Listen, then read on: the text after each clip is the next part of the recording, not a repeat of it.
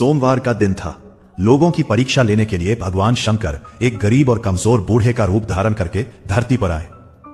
उनका शरीर झुका हुआ था, हाथ में एक सूखी लाठी थी और चेहरे पर एक शांत दिव्य आशा झलक रही थी।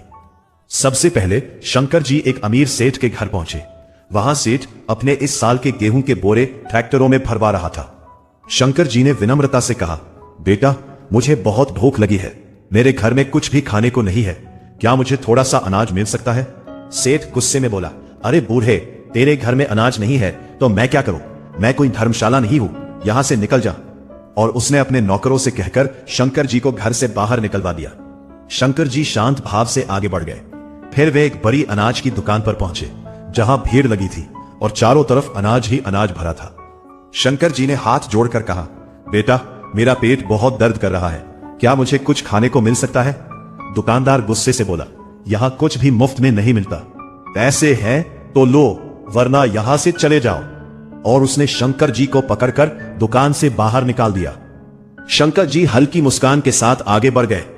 अंत में वे एक टूटी फूटी झोपड़ी के पास पहुंचे, जहां एक गरीब दर्जी दिन भर मेहनत करके कपड़े सिलता था। फिर भी उसके पास सिर्फ एक वक्त का ही खाना होता था।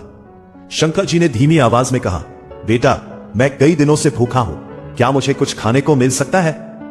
दर्जी ने बिना एक पल सोचे अपना एकमात्र भोजन शंकर जी को दे दिया और बोला, बाबा, आप आराम से खाइए और चाहे तो थोड़ी देर मेरी झोपड़ी में विश्राम भी कर लीजिए। जैसे ही उसने ये कहा, शंकर जी अपने दिव्य रूप में प्रकट हो गए। पूरा वातावरण प्रकाश से भर गया। शंकर जी ने प्रसन्न होकर दर्जी की झोपड़ी को एक सुंदर पक्के मकान में बदल दिया और उसका घर अनाज से भर दिया। और इस तरह सच्ची भक्ति और दया का फल उसे तुरंत मिल गया।